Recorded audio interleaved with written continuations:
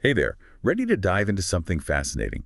You want to explore the Canary Islands art and culture. Excellent choice. Forget those beaches for a minute. It's true, the Canary Islands are a fascinating melting pot, Because we're about to uncover a cultural blend that's way more exciting than a week on a sun lounger, and we're jumping right in with this travel guide. which already has me hooked. It spills the beans right away, saying the islands have their own distinct vibe. Even though they're officially part of Spain, their architecture, art, everything, it's got this unique Canarian twist. It's like a secret handshake, something only those in the know get to experience. And it all comes down to the layers upon layers of history embedded in these islands. I'm all ears. What kind of history are we talking about? Well, think about it.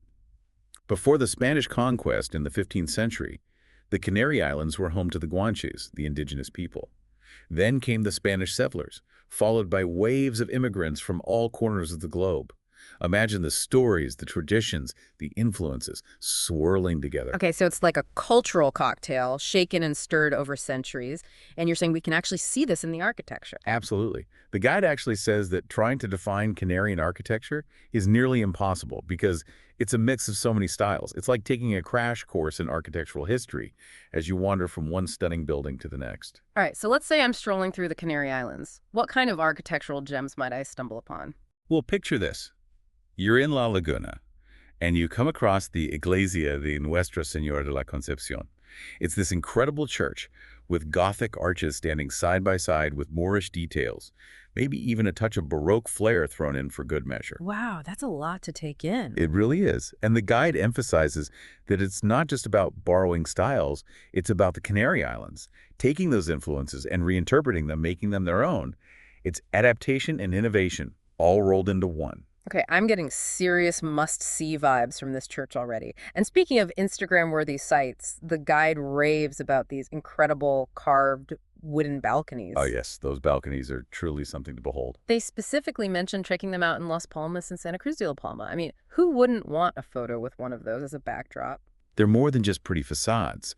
They speak to a bygone era, a time when craftsmanship and artistry were woven into the very fabric of everyday life. It's like stepping back in time. Now, I have to ask about this architect. The guide wouldn't stop talking about Cesar Manrique. Ah, Manrique. His work is synonymous with the Canary Islands. The guide even mentioned that some people plan their entire trip around his creations. That's dedication to art and architecture, wouldn't you say? Absolutely. What makes Manrique's work so captivating is his eco-conscious approach. He was ahead of his time, using local materials and designing structures that blend seamlessly with the natural landscape. It's as if his buildings are growing right out of the volcanic rock. Now, that's what I call harmony between nature and design. Do you have a favorite example of his work? It's hard to pick just one, but the Auditorio de Tenerife is simply breathtaking. It has this iconic wave-like shape that's instantly recognizable. So I'm guessing it's safe to say that art is kind of a big deal in the Canary Islands. It's more than just a big deal. It's woven into the very essence of the islands. And this guide backs that up, saying that art is everywhere. We're not just talking museums and galleries here. Even the hotels are more likely to feature local artists than generic prints. It's that dedication to showcasing their own talent, their own stories, that shines through, and it goes back centuries. Okay, I'm intrigued. How far back are we talking? Well, did you know that the earliest forms of art in the Canary Islands are actually Guanche cave drawings? Oh, wait, that's incredible. Are these drawings just scattered throughout the islands? The guide specifically mentions the Cueva Pintada in Gran Canaria, which is said to have some particularly impressive examples. So we're talking ancient art that's been hidden away for centuries, just waiting to be discovered. I can only imagine what those caves must look like. It's a direct link to the island's ancient past, a glimpse into the lives and beliefs of the original inhabitants. I have chills. And the guide mentioned that these ancient drawings still inspire modern Canarian artists today. That's a beautiful connection between the past and present. It's a testament to the enduring power of art and tradition. I couldn't agree more. Now, I know we could spend hours talking about every single artist the guide mentions, but let's try to hit some of the highlights. Sounds like a plan. So, they mentioned this artist, Gaspar de Quevedo, as one of the first big names to come out of the Canary Islands. And then there's Jose Aguiar Garcia, who brought a touch of Cuban influence to the art scene. It's incredible how these different cultural influences continue to pop up. Right. It's like a never-ending tapestry, with each thread adding to the richness and complexity of the overall design. And speaking of incredible artists, The guide wouldn't let us forget about the sculptor, Martin Chirino. Ah, Chirino, a true master of his craft. He's considered one of Spain's most prominent 20th century sculptors. And they say his time spent in Africa as a young man had a profound impact on his artistic style. You can see it especially in his earlier works, that fusion of African aesthetics with a distinctly Canarian sensibility. That's fascinating. Do you have a favorite piece of his? The guide points to Lady Hermagora in Las Palmas as a great example of his work, And it's easily accessible to the public. adding that to my must-see list as we speak. Now, I don't know about you, but I'm someone who loves to bring back souvenirs from my travels, something tangible to remember the experience. I'm always on the lookout for unique, locally made crafts. And it sounds like the Canary Islands do not disappoint in that department. The guide emphasizes that each island has its own specialties, so get ready for some serious souvenir shopping. But a word to the wise, be on the lookout for those fakes. It's true, the real deal. The handcrafted pieces made with generations of tradition come with a price tag to match. So true. And speaking of unique finds, the guide specifically calls out woven rugs from El Hierro, traditional basket weaving that's been passed down for generations, and this incredible instrument called a timpal. Have you ever heard of it? Oh, the timpal. It's a small, five-stringed instrument that's central to Canarian music. And get this, the guide says it's thought to have been brought to the Canary Islands by Berber slaves back in the 15th century. Talk about a story. It's a testament to the resilience of culture, even in the face of adversity. Imagine this instrument becomes a symbol of cultural fusion, a blend of Berber and Canarian traditions. It's remarkable. It gives me chills just thinking about it. Now, we're running out of time in this first dive, but I have to ask about music. I mean, with an instrument as cool as the timpal, the music scene must be off the charts. It is, and the timpal is at the heart of it all. Okay, deep divers, let's pick up right where we left off with the heart and soul of Canarian music. We were talking about the timpal, that unique instrument with a history as rich as the melodies it creates. Where should we go next on this sonic journey? Well, if you're looking for the quintessential Canarian sound, the guide raves about a folk group called Los Sabandeños. Los Sabandeñas. Okay, I'm writing that down. What makes them so special? They've been around for decades, blending traditional timpal music with modern influences. They're so beloved, the guide says there are streets named after them. Wow, that's next level fame. Being serenaded on Los Sabandeños Street, talk about an unforgettable experience. But for those of us who might not make it to the Canary Islands anytime soon, Is there a way to get a taste of their music? the guide mentions a long-running TV show called Tenderete that showcases Canarian music. Maybe we can dig up an episode or two after this. Okay, now you're speaking my language. I'm always up for a cultural deep dive, even if it's just through the TV screen. But before we get lost in the music, I want to circle back to something we touched upon earlier, the impact of tourism on the Canary Islands. It's a bit of a double-edged sword, wouldn't you say? it's a common dilemma, isn't it? Progress often comes with a side of growing pains.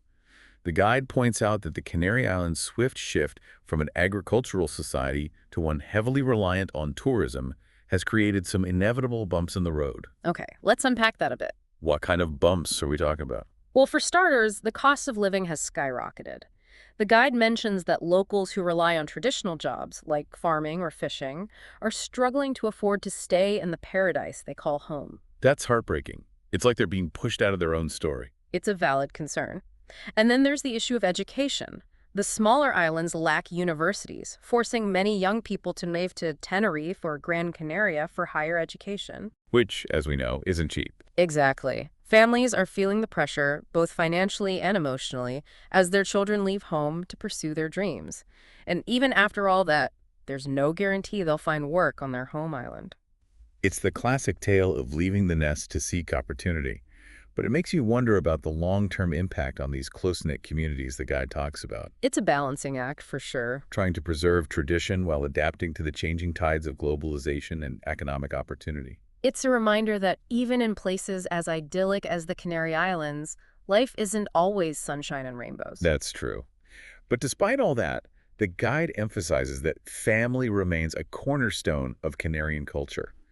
They say celebrations often revolve around family. And people will travel from as far away as the Americas to reunite with loved ones. So even though the challenges are real, that sense of familial love and connection endures.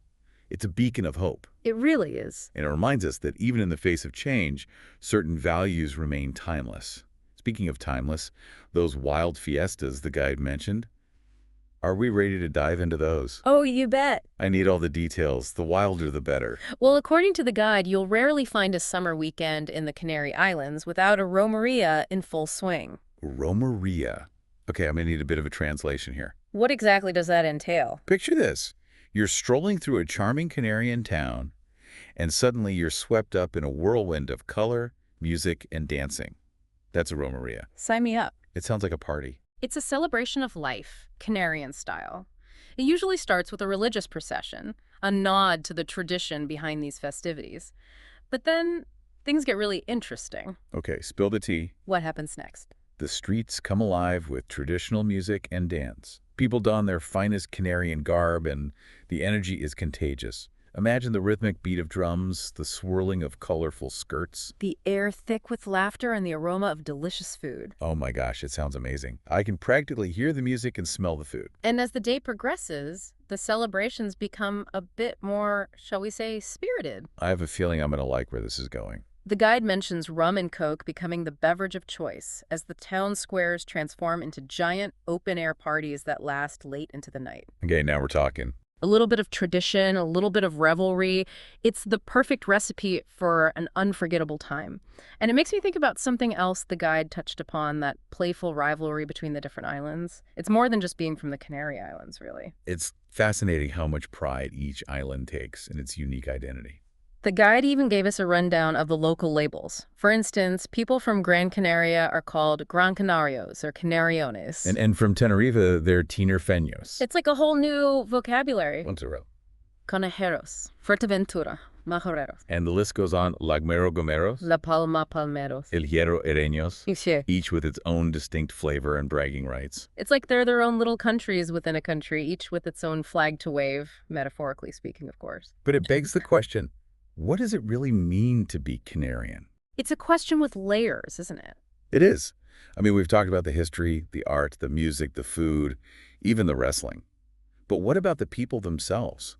What insights does the guide offer about the Canarian spirit? The guide acknowledges that it's tough to capture the essence of 7 diverse islands with a single description. The way people talk, their food, even their mannerisms change from island to island.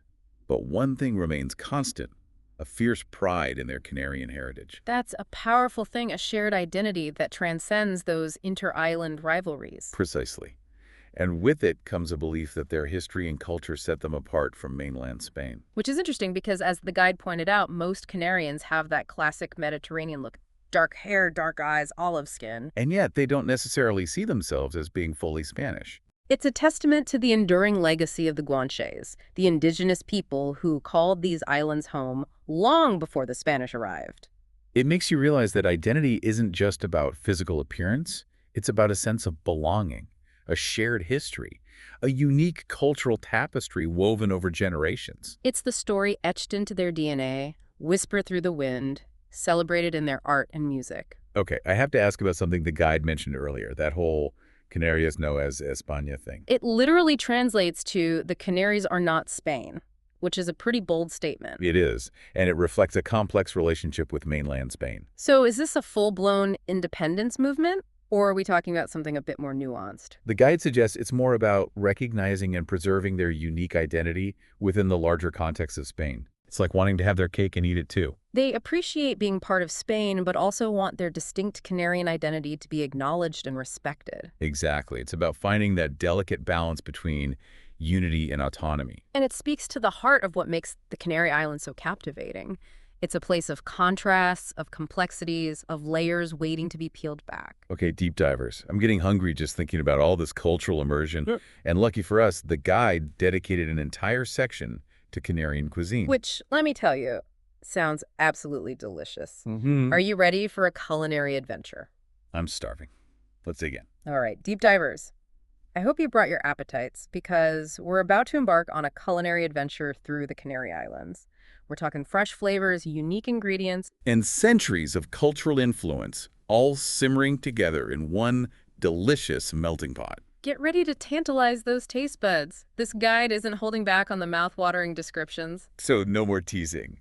Give us the inside scoop. What are we feasting on? Well, picture yourself at a charming seaside restaurant, the scent of salt water mingling with the aroma of grilled fish. The guide raves about the fresh seafood, especially local catches like churn and vieja. Okay, I'm already picturing myself digging into a plate of that. And don't forget about papas arrogadas. Papas. Yeah. What now?